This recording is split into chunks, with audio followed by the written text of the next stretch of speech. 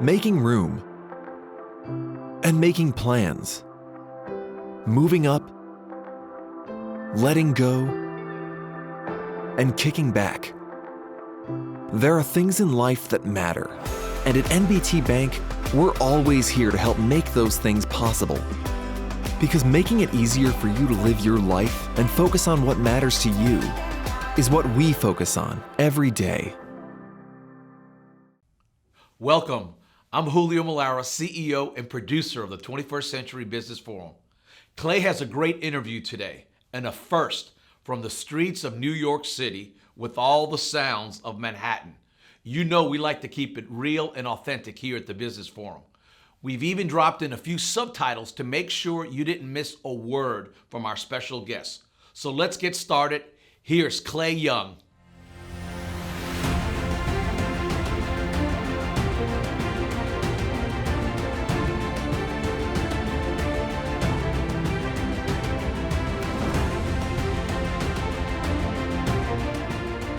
Good morning, everyone, and welcome to the 21st Century Business Forum. I'm your host, Clay Young. This morning, we are excited to have with us one of America's most intriguing entrepreneurs, Dollar Shave Club founder Michael Dubin. A decade after launching the direct-to-consumer business as a no-frills, amazing $1-a-month razor startup that disrupted the shaving industry, he sold the company for $1 billion to products giant Unilever. In January, he stepped down as CEO. We're here to learn from the man who is considered one of the most innovative marketers in direct-to-consumer sector, now on a mission to find something else to disrupt. Michael, how are you? Good. I don't know that I'm one of America's more intriguing stories, but I appreciate the introduction. I think so, man. When you think about the way you started the company, and I'm excited to talk with you about your mindset as a CEO and what you built over that time. But it all started with that video that I was able to refresh on again today. I watched it a few times. I showed it to members of my team, and we laughed every time. But for those who did not see it, here's the video. Hi, I'm Mike, founder of DollarShaveClub.com. What is DollarShaveClub.com? Well, for $1 a month, we send high-quality razors right to your door. Yeah, $1. Are the blades any good? No. Our blades are f***ing great. Each razor has stainless steel blades, an aloe vera lubricating strip, and a pivot head. It's so gentle a toddler could use it. And do you like spending $20 a month on brand name razors? 19 go to Roger Federer. I'm good at tennis. And do you think your razor needs a vibrating handle, a flashlight, a back scratcher, and 10 blades? Your handsome-ass grandfather had 1 blade and polio. Looking good, pop up! Stop paying for shave tech you don't need. And stop forgetting to buy your blades every month. Alejandro and I are going to ship them right to you.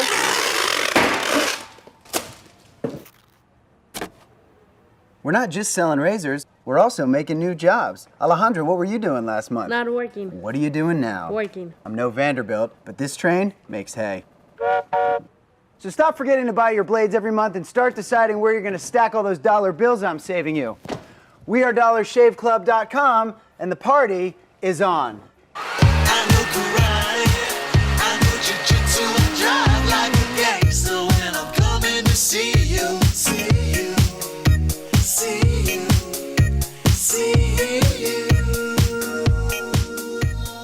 Let's talk about that. You grabbed everyone's attention with that video. What were your intentions with it? What went into it? Thought processes, all of that. Well, when I launched the company, I wanted to tell the story with humor because I think that telling stories with humor is one way to resonate and stay in somebody's mind over a long period.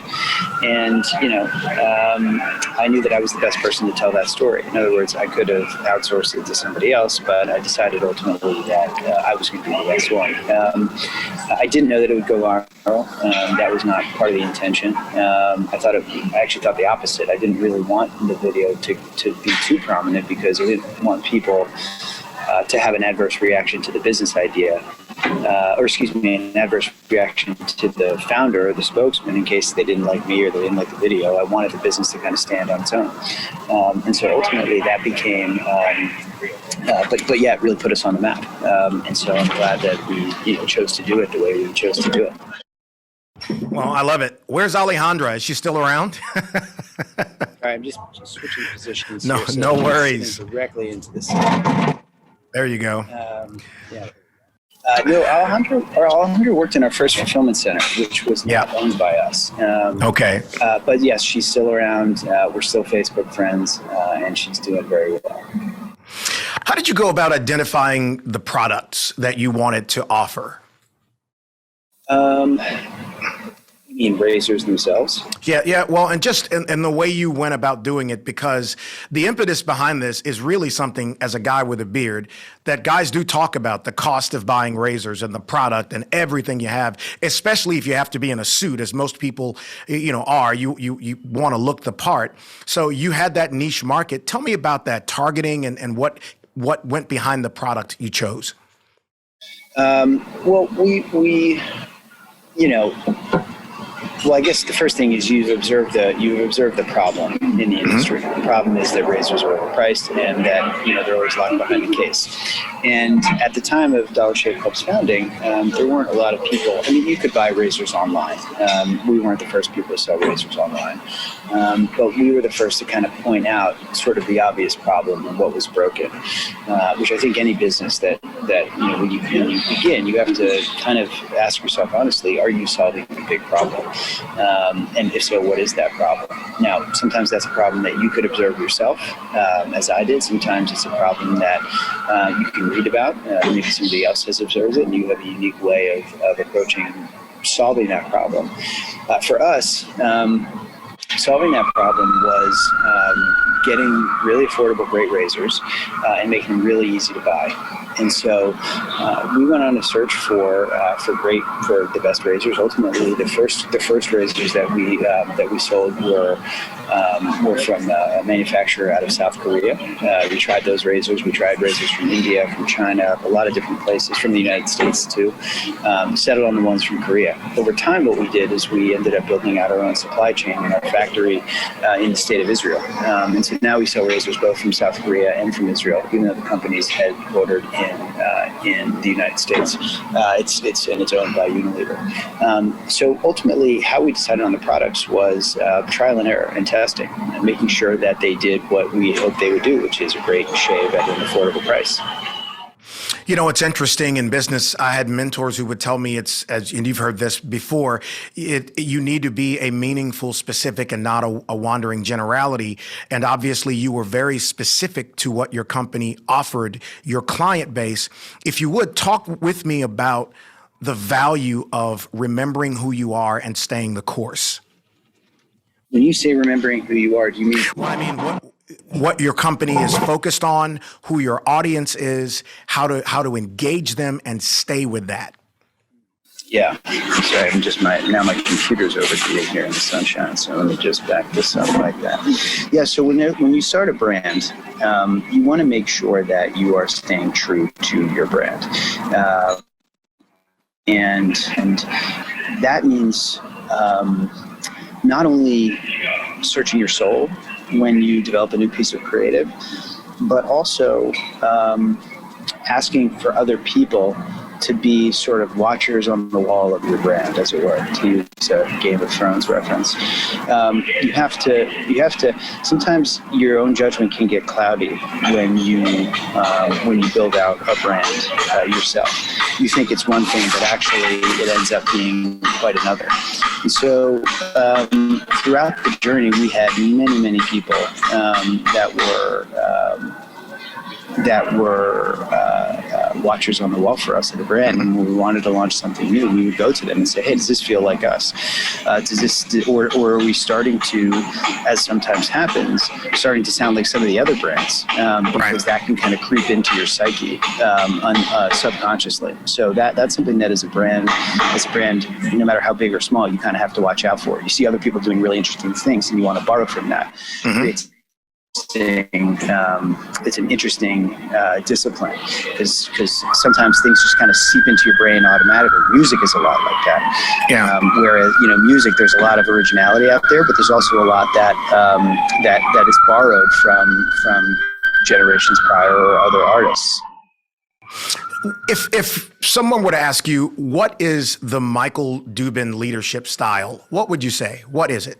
I would say, first and foremost, it's to be human.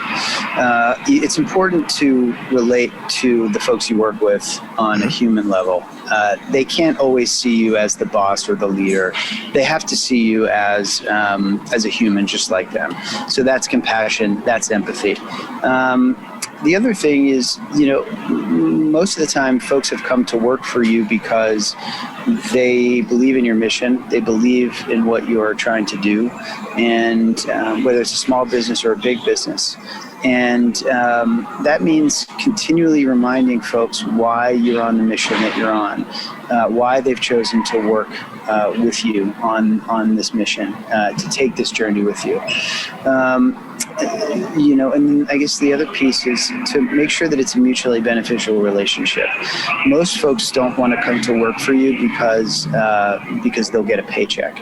They come to work for you because they're going to feel like what they're doing is worthwhile, that they're challenged intellectually, and ultimately that they can grow as people and as professionals. And so you have to make sure that that's a rewarding experience for them, professionally and personally. And so that goes into how you design their role and your relationship with them. You want to make sure that, because that relationship won't last forever. So you want to make sure that you're able to give them an experience that when they leave, they can reflect back positively on. Developmentally, emotionally. I have a lot of people that used to work at Dollar Shave Club that reached out to me and say, hey, that was such a formative and even transformative experience for me professionally. And I just, was able to become the best version of myself because I worked at Dollar Shave Club. So thanks for that opportunity. So that's kind of, that's what that is. That's my leadership philosophy is drive all of those things. I love that. And our audience is obviously made up of business people, small businesses, business owners, people who are trying to get into the space of business. As I listen to you give that answer, I hear team. I haven't heard you say a lot of me's and I's. And I mean, that's important when you're leading a company, is the leader is only as good as his or her team, right? That's right. Whatever you as a business person, small or large business, if you are the CEO or the founder or even a senior executive, there's going to be things that there's things that you don't know, experiences you have, but most experiences you don't have, especially if you're a younger founder like I was. I started Dollar Shave Club when I was 32.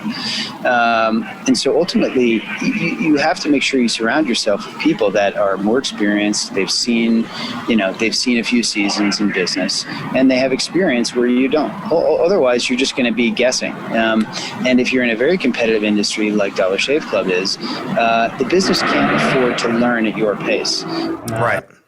Because you'll just miss too many opportunities, and you'll succumb to too many risks.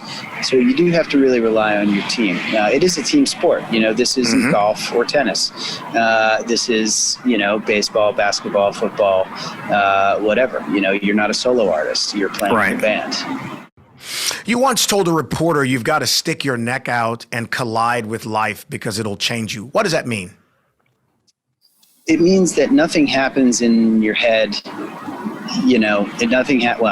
say it differently.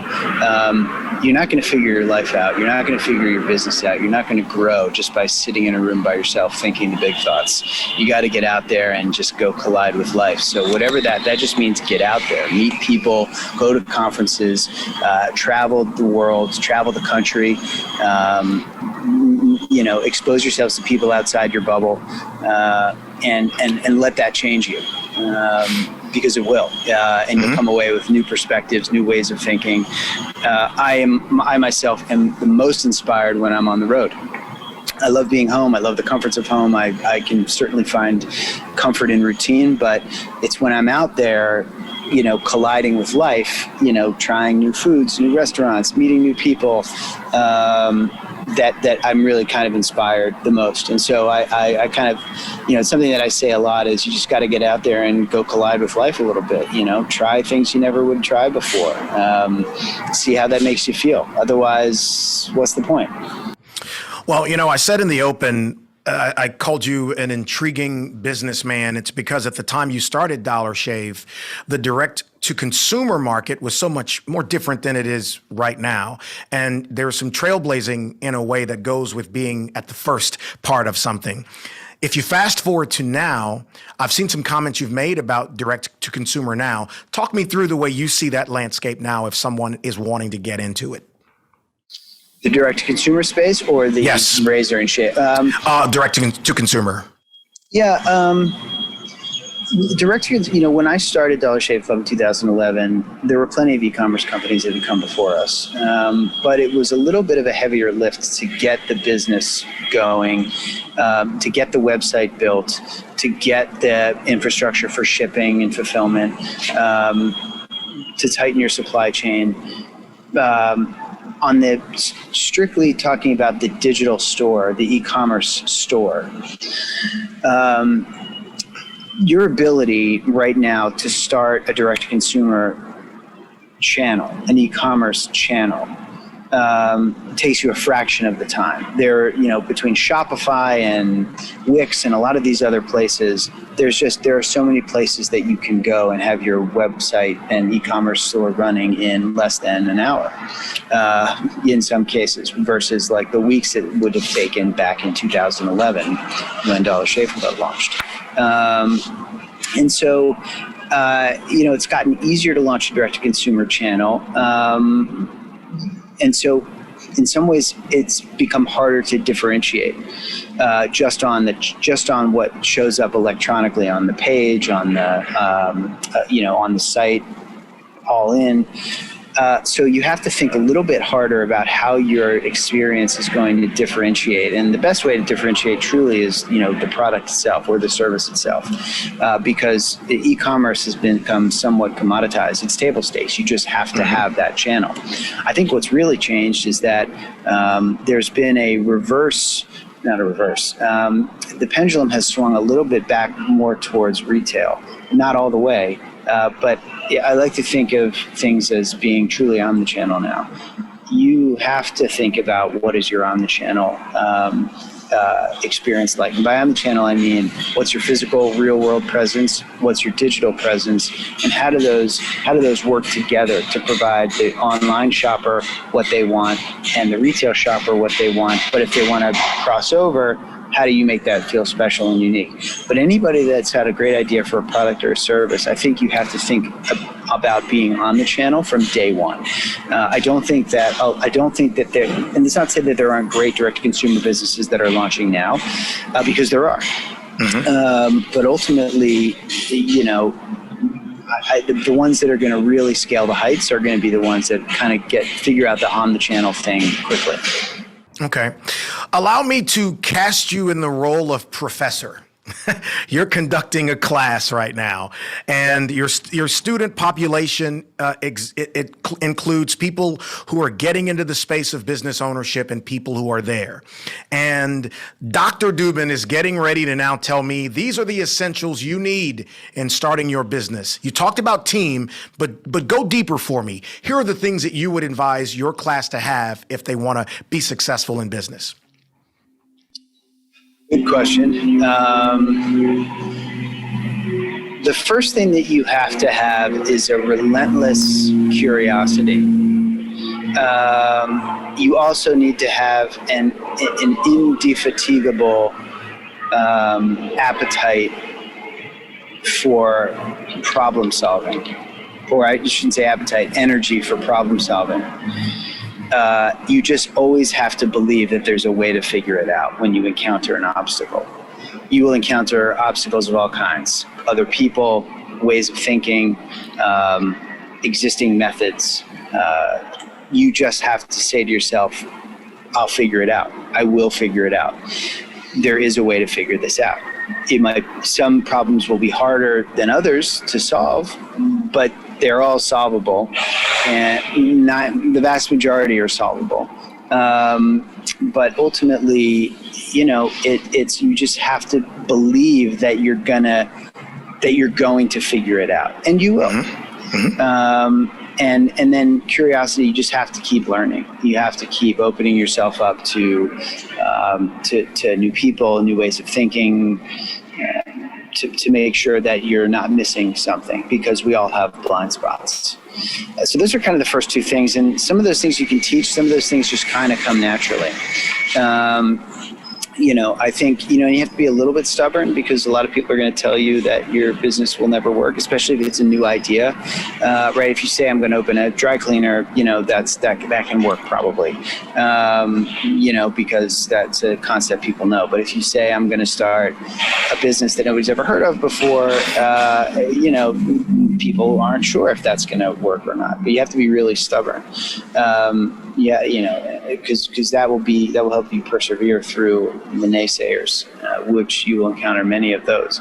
So those are some of the more of the human qualities that you need to have, to start a business. I think then, the next thing you have to have is kind of got to surround yourself with other successful people. Now, that doesn't mean you have to talk to somebody every day or every week, but some, a board, so to speak, a board of advisors or a board of directors, or even just friends or contacts that you can call and say, hey, I have this question. I'm stumbling on this. How do I get from here to there?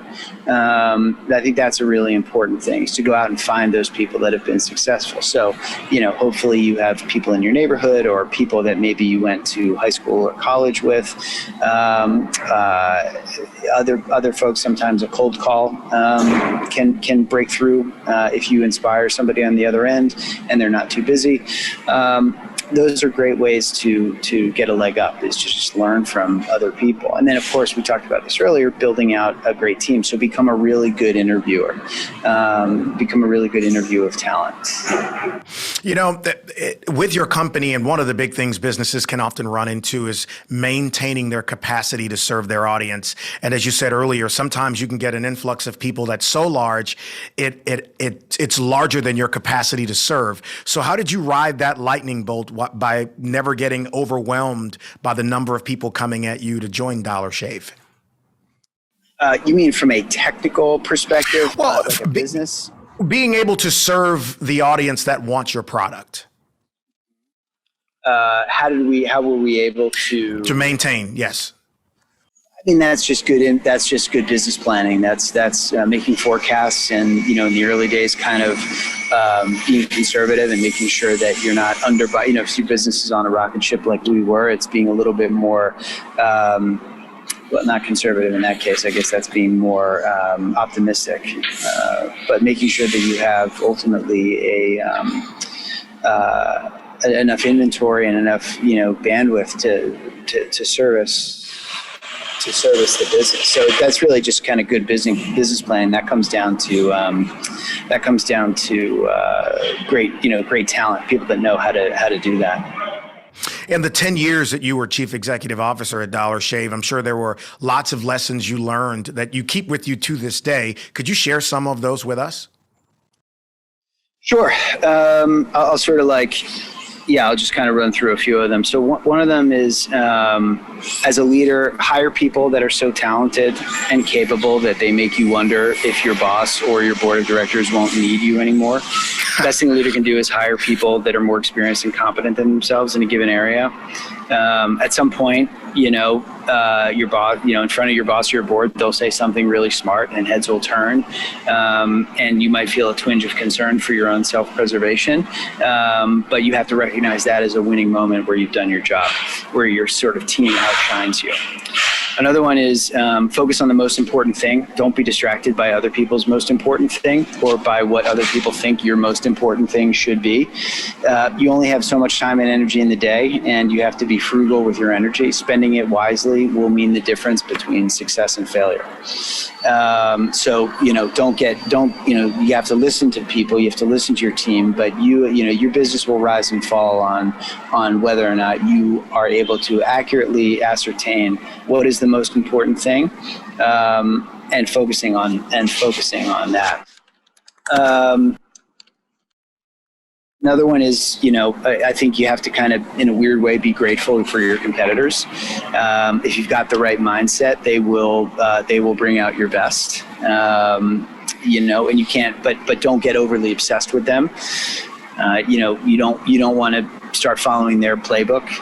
That can really lead you astray. Another thing is, if your company is bigger, remember that if the system is working, you won't be involved in most everyday decisions. And that one takes a little bit of getting used to, but you got to get comfortable with the idea that sometimes people will think you have, they won't be coming to you for every decision. And that's, and I think that's really important, because that means you've really sort of done your job. I think you also have to get comfortable with the idea that you don't know the answer to questions that people ask you. And that's also another thing about being human. It's just, saying, I don't know. Somebody asks you a question, just say, I don't know. That makes people more comfortable with saying, I don't know, versus giving you kind of the wrong answer. I think kind of one of the last things is, success can cloud your judgment and fear can cloud your judgment. So go out there and seek objective advice. Those are important. And then maybe another one is, don't underestimate the underdog mentality. If you're great enough and lucky enough to become number one, keep thinking like you're number two. That one's a big one for me. Man, that was so perfect. You led me to where I was going next, and that is the insatiable appetite to keep going and not getting drunk on any one win, but staying consistent. And I was going to ask you about that, but since you said that, I'll lead you to it anyway. How did you stay hungry? How do you motivate others to stay hungry? You just have to realize that, everything is always up in the air. One day you're the best in the game, the next day you're not. You just have to remember that being number one means a lot of people are gunning for you. And if you keep an underdog mentality like you're number two, then you're gonna be just fine. So I wouldn't really, I think you just have to tell yourself, like, there's always something, there's always a blind spot, there's always an opportunity around the corner that you should be targeting, there's always a risk out there that you should be mindful of, and you just kind of, you got to pat yourself on the back and celebrate, but you also have to, just remember that success is fleeting. Look at all these, look at champions in any sport. They are the champs for a blink, and then a new season starts, and more times than not there's a new champ. So you have to just kind of be mindful. I had a conversation, Michael, once with a lady about early morning workouts. And she asked, how do you, I just can't get up that early in the morning. How do you do it? And I told her, my routine is I put my feet on the floor, because once my feet touch the floor, now I have to make a choice as to whether I'm going to stand up or get back under the covers.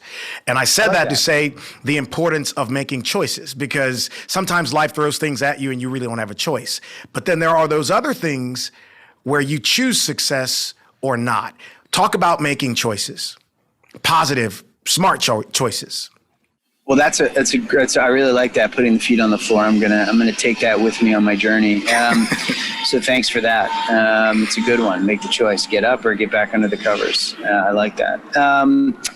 Just remember to quote me a few times when you share it. At least about 5 times. I always attribute appropriately. Nothing's original in this world. No. So ultimately, I think. I read a quote recently. I actually can't remember who said it, but it wasn't me. But it's, you don't decide.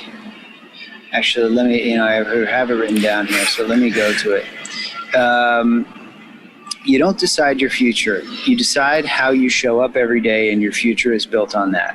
Which is sort of when you connect that with another thought, which is some things done daily are better than one big thing done once in a while. You start to recognize the power of habit and the power of positive thinking and the power of just kind of getting up and getting into the rhythm of doing a thing in a certain way. That will really key you in on if you make those little choices every day, right? Like to get up when you put your feet on the floor or get back under the covers, you put your feet on the floor and then go do a workout. If you do that 6 out of 7 days or 4 out of 7 days, over time, that's going to add up. You're going to burn more calories. You're going to get the serotonin going earlier, which means you're going to have more positive days than negative days. So all of that stuff is really important. But I think when we think about making choices, it's kind of, make the choice, I think, every day to do good things for yourself and for people around you is a simple one. There is a theme of positive energy and focus, and it runs through almost every answer that you have given. So clearly that is a part of your makeup. Where did it come from? Probably, a little bit from my coaches in school growing up. And then also, from my parents who are motivated people. So, it starts at home and at school. It's interesting. Only a couple more questions for you. And with business leaders who are watching this, there's always something that you have found on the journey because you've achieved success after 10 years with Dollar Shave that others haven't seen yet because they haven't gotten to that level yet. Let them in on it. What are some of the things that you've seen that they probably should know that's out ahead of them? In terms of what? In terms of experiences, things they should know about, things they should take very seriously, don't take for granted these particular things, whatever those insights are.